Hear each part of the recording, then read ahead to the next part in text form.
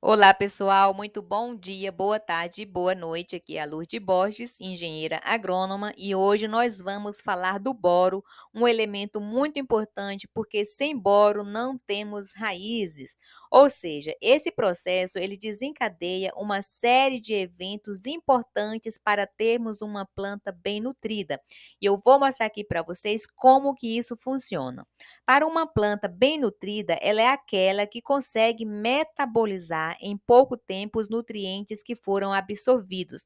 Ou seja, a planta ela precisa processar o carbono, o CO2 que vem lá da atmosfera, o fósforo, o potássio, e é preciso metabolizar, ou seja, transformar esses elementos em produtos finais, que são as proteínas. Se tivermos elementos como os aminoácidos livres na solução, na seiva das folhas, isso pode ser favorável para o ataque de pragas, de doenças, e isso não é interessante.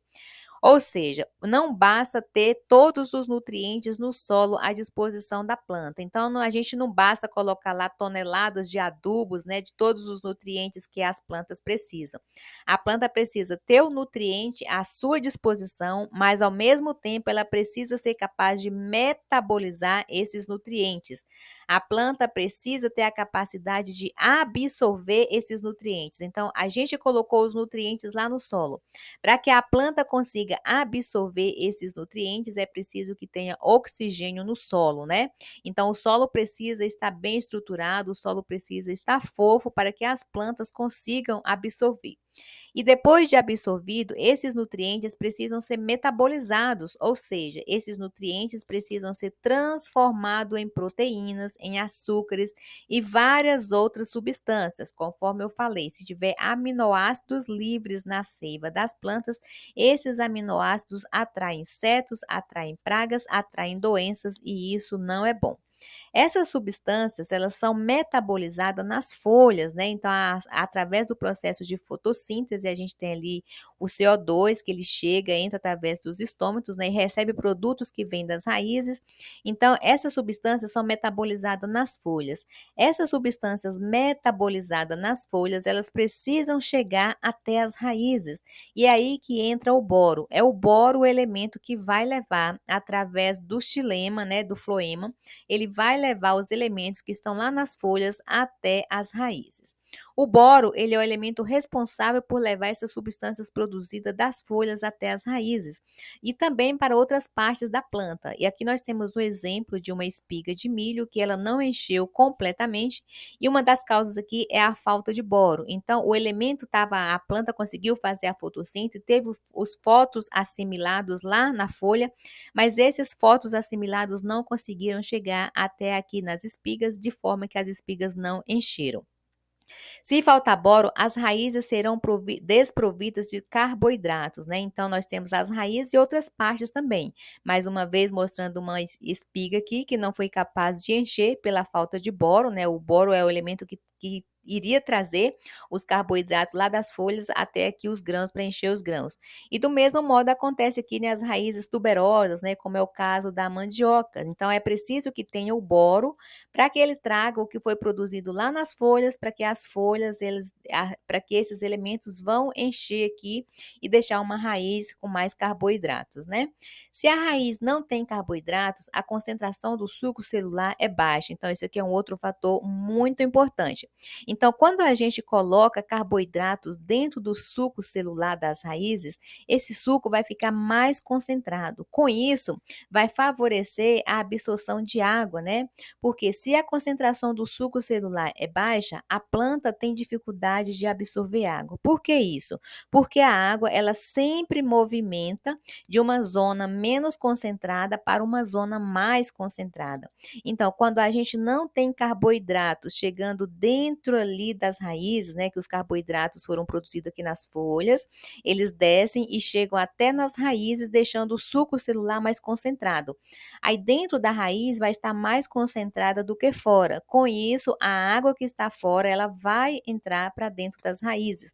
Quando nós não temos o boro, o que que acontece? As raízes vai ter aqui um suco celular mais raleado, né? E com isso, a concentração dentro da raiz vai ser quase igual à concentração lá no solo, e com isso, a água não vai entrar para dentro das raízes.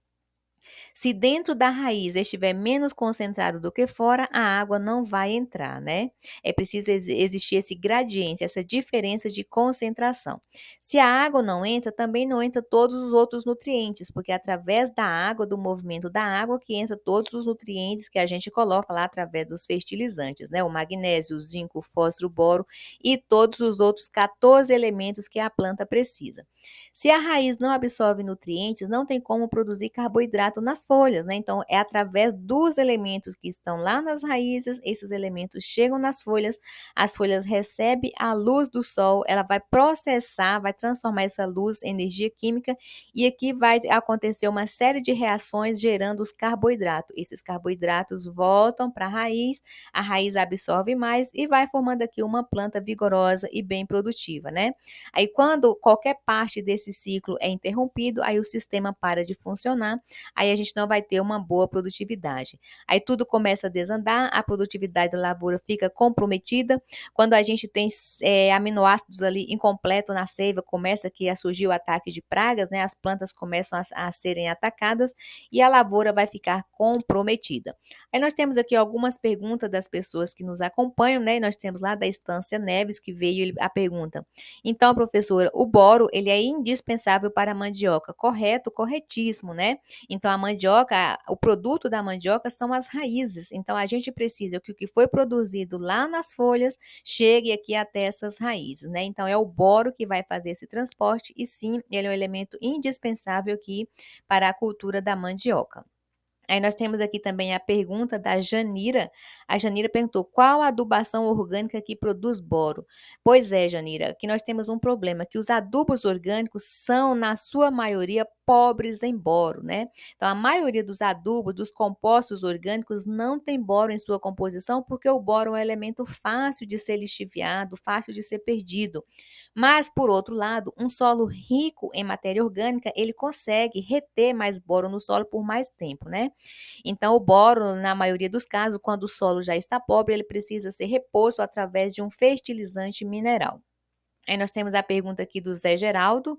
O Zé Geraldo falou: o boro é indispensável para a planta. O fornecimento de boro via solo é o manejo mais apropriado. É isso mesmo, para fornecer esse nutriente para a planta. E ele pergunta: e a aplicação via foliar resolve? Então, Zé Geraldo, a aplicação foliar ela vai suprir uma emergência, né? Então, se você já tem lá a planta com um sintoma de deficiência, você vai aplicar via foliar, ela vai corrigir aquela deficiência momentânea. Mas qual que é o problema do boro aplicado via folha? É que ele só vai resolver aquelas folhas que receberam a pulverização. Quando novas folhas forem surgindo, essas folhas não terão boro, então precisa estar aplicando novamente. Então, se para cada folha que nasce a gente precisar entrar na lavoura para aplicar boro, isso não é viável. Por isso que a gente recomenda aplicar através do solo, porque através do solo, aí o boro ele sobe e vai ser redistribuído para todas as partes da planta. Aí nós temos aqui a pergunta da Nádia. A Nádia perguntou: o que acontece se tiver excesso de boro? Pois é, Nádia, o boro, ele em excesso, ele pode até matar as plantas, né? E aqui nós temos uma folha de soja com um sintoma característico da toxidez de boro. Começa aqui pelas bordas das folhas que começam a queimar, a se deteriorar. E conforme a intensidade do sintoma aumenta, e toda a folha pode ficar deteriorada, né? Então, a folha, para fazer fotossíntese, para produzir os carboidratos, precisam estar verdes. Quando a gente perde a coloração verde, a máquina de produzir, que são as folhas aqui, fica comprometida, né? Então, o excesso de boro pode provocar toxidez e, dependendo do excesso, pode até matar as plantas. Nós temos aqui mais uma pergunta que é do Januário. O Januário falou, ele não está perguntando, ele está falando: professor, a falta de boro no solo em plantação de mandioca, a raiz não cozinha, não amolece. É isso mesmo, Januário, porque nós não teremos carboidratos, né? Então é o carboidrato que vai deixar aquele aspecto macio. Então, se não falta boro, a gente vai ter uma raiz mais fibrosa, uma raiz ruim e não presta para o consumo, né? Aí nós temos aqui o Elvio. O Elvio perguntou: professora, ácido bórico via foliar supre essa deficiência? Sim, supre, conforme eu falei, né? supre uma deficiência momentânea, mas o problema é que sempre que surgir novas folhas, a gente precisa estar reaplicando, porque a aplicação via foliar, ela não é redistribuída para aquelas folhas que não receberam o boro. Quando a gente aplica no solo, aí sim o boro é redistribuído até mesmo para as folhas que surgirão depois, tá bom? E por fim, aqui nós temos a pergunta do Luiz. O Luiz falou: uma dúvida, em época de seca, adianta enfraquecer a folha para nutrir a raiz? Não seria um caminho reverso? Então, Luiz, a sua pergunta eu não entendi direito, né? Mas pelo que eu observei aqui, você quis dizer, vale a pena enfraquecer as folhas? Não, não vale a pena enfraquecer as folhas, né? Se a gente destruir as folhas, toda a planta fica comprometida. Então, existe naturalmente algumas plantas que elas perdem as folhas quando as circunstâncias estão desfavoráveis. Para quê? Para economizar, porque a folha ela gasta para respirar, ela gasta para absorver os nutrientes, né? Então, para economizar e a planta manter viva por mais tempo, ela perde as folhas. Aí o que está sendo produzido lá nas raízes fica como reserva e quando as condições melhorarem, aí volta a ter novas folhas, né? Mas na maioria das culturas que a gente trabalha normalmente, nas plantas não perdem as folhas, porque as folhas são a máquina de produzir, né? É através das folhas que a gente enche os grãos, que a gente tem raiz, que a gente tem fruto, que a gente tem tudo. Gente, então era isso que eu tinha para hoje. Eu espero que vocês gostaram. Se vocês gostaram desse vídeo, deixa aqui o clique no gostei, né? Se inscrevam no canal e até uma próxima oportunidade.